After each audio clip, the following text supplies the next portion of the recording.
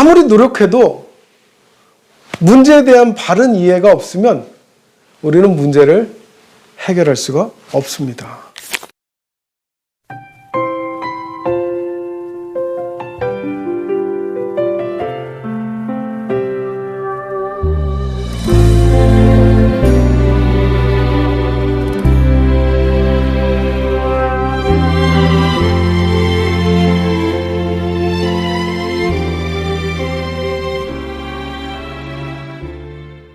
뉴스에서 한 남자의 이야기가 나왔습니다. 그는 미국을 가서 유학하고 왔고, 그래서 엘리트 코스를 밟았다고 하는 사람이었고, 대기업에 취직을 하였고, 또 좋은 집을 사서 아내와 아이들과 함께 행복하게 살았다고 합니다.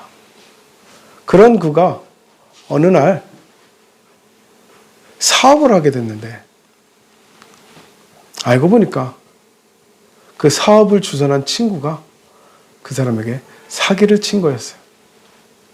사기를 당해가지고 막대한 빚을 지게 된 이 사람은 도저히 빚을 자기가 갚을 수 없다고 생각하고서는 어떻게 했느냐? 가족들과 함께 극단적인 선택을 하고 말았습니다. 우리나라에는요, 이렇게 극단적인 선택을 하는 사람들이 생각보다 많습니다. 아주 많아요. 그런데 이 OECD 국가들 중에서 우리나라가 자살률로 1등을 하고 있다는 사실입니다. 얼마나 괴로우면 자살이라는 극단적인 선택을 할까요? 그들에게 방법이 그것뿐이었을까요? 앞서 말씀드렸던 그 남자는 알고 보니까 빚이 많기는 했는데요. 빚을 다 갚고도 남을 재산이 있었더라고요. 그런 빚을 다 갚고도 무려 8억 원이라는 돈이 그에게 남게 돼 있었다고 합니다. 그런데도 불구하고 그는 막대한 빚 때문에 극단적인 선택을 했습니다. 어쩌면 그를 죽음에 이르게 한 것은 빚이 아니었을 것입니다. 빚보다는 절망이라는 것이 그에게 죽음으로 이르게 했을 것입니다. 절망이라는 것은요, 내 눈앞에 있는 구덩이를, 그 크기를 가늠할 수 없게 만드는 독이 됩니다. 사실 조금만 멀리서 보면 그 구덩이가 그렇게 크지 않을 수도 있어요. 그런데 구덩이 앞에서 깊이 가까이 그 구덩이를 쳐다보다 보면 나도 모르는 사이에 구멍밖에는 보이지 않게 되는 겁니다. 우리는 나보다 큰 집에 사는 사람들을 부러워합니다. 그런데 아십니까? 우주에 나가서 우리 지구를 보면 우리가 그렇게 크게 보는 집들이요, 하나도 안 보인다는 거. 커다란 건물도요, 겨우 점으로 정도밖에는 보이지 않는다는 사실입니다. 내 눈에 보이는 큰 구멍도 조금 멀리서 보면 보이지 않는 작은 점, 그 점에 불과하지 않을까요? 어쩌면 우리는 이렇게 보이지 않는 것들 때문에, 보이지도 않는 작은 것들 때문에 속상하고 다투고 힘들어하며 살고 있다는 사실입니다. 오늘 우리가 읽은 본문에서 성경은 비천에 처할 줄도 알고 풍부에 처할 줄도 알았다고 했습니다. 배부름과 배고픔, 풍부와 궁핍에 처할 줄 아는 일체의 비결을 배웠노라 라고 말씀하고 있어요.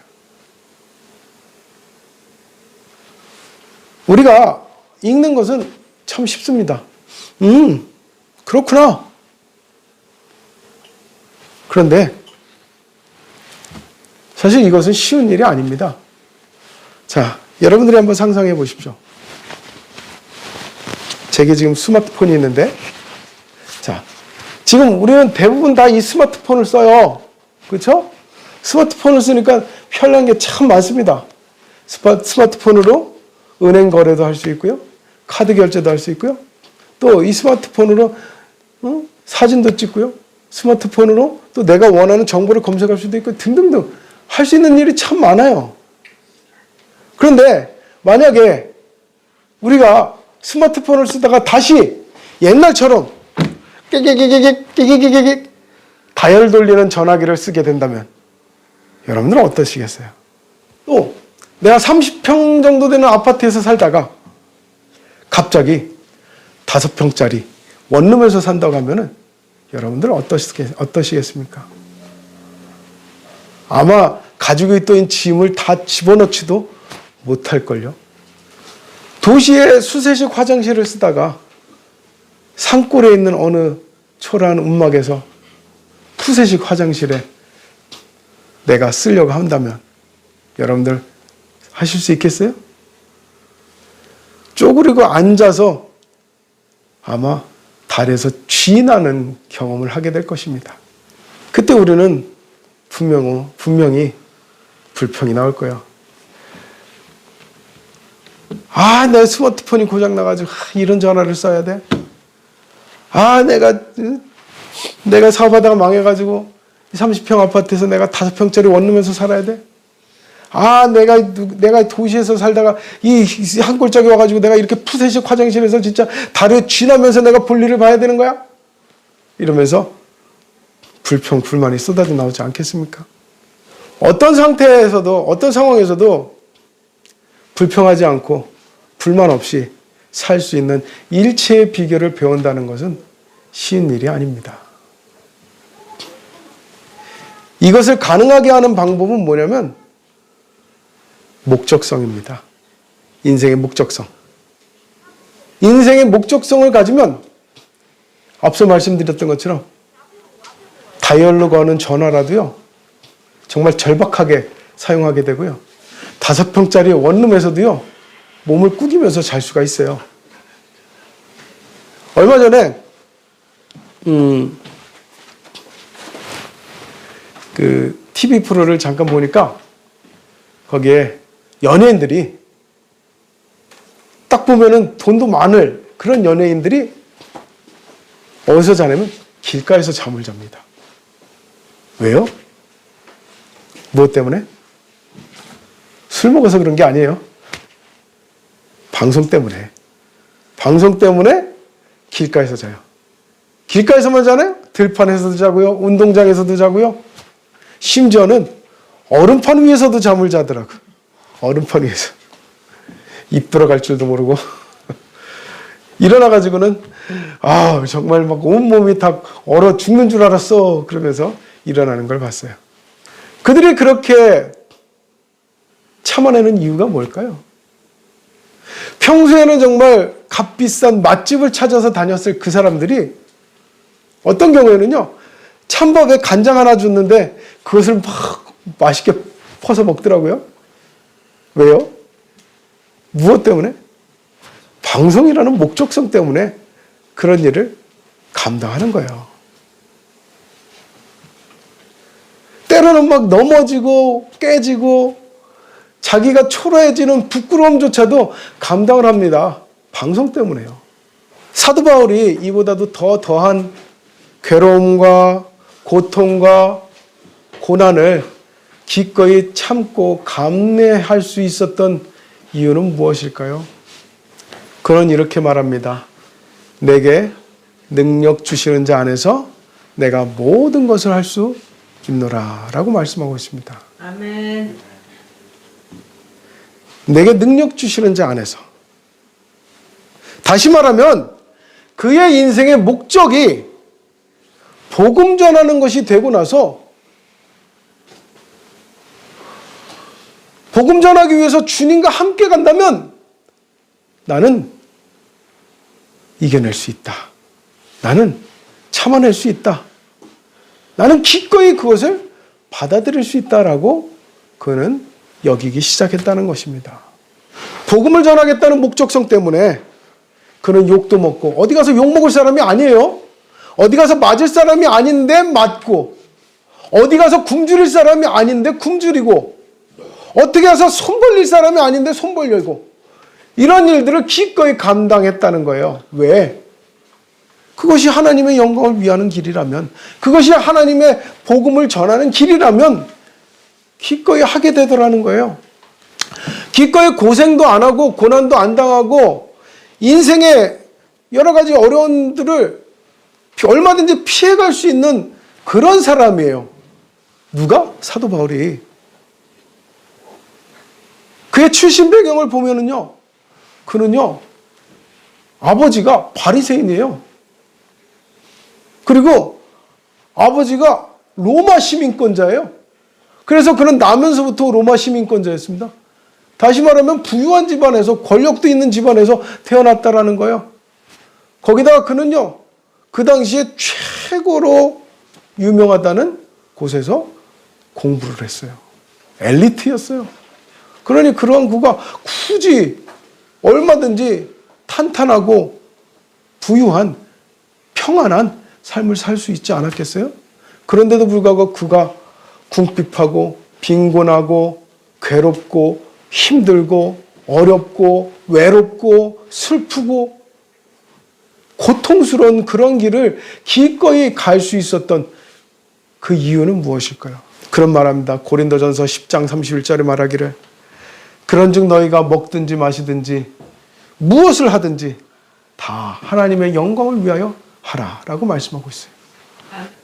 때로는 우리가 당하는 고난도, 모욕도, 부끄러움도, 슬픔도 기꺼이 감당하시기를, 그러한 삶을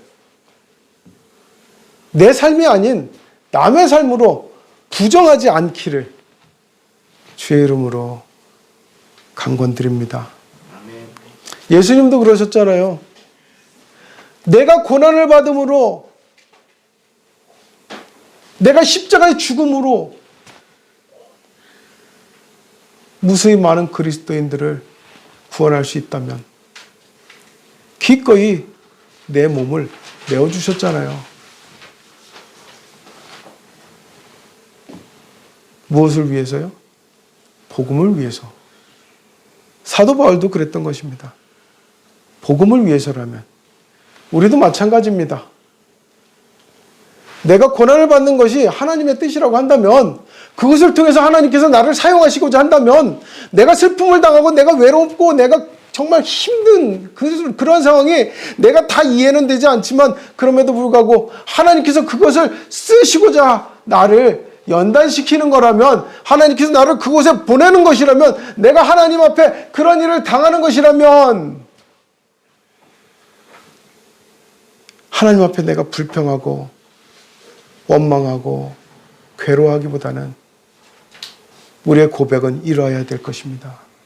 하나님, 나를 써주소서.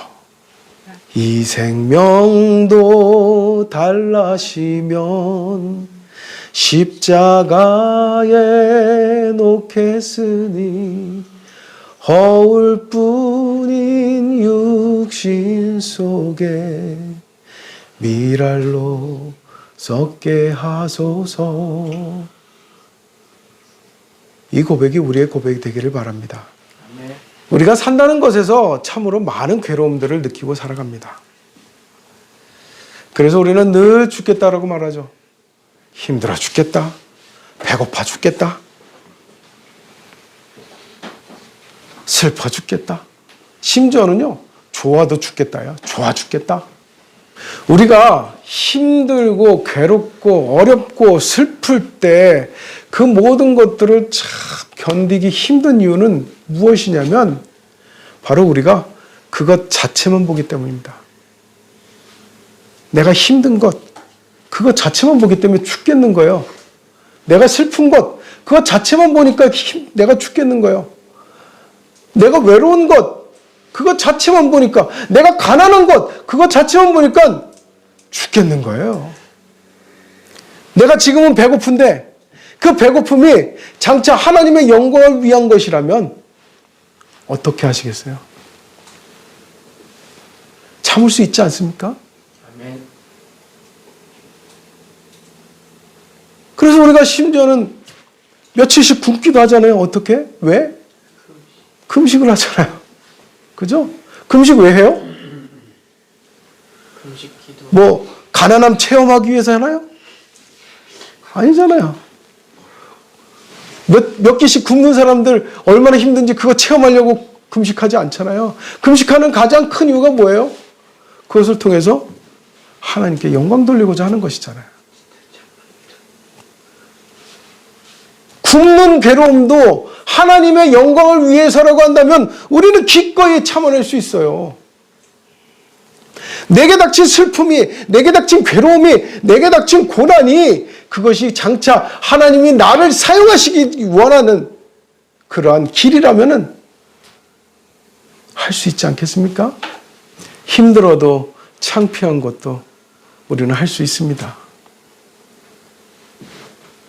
탈쓰고 전도도 하고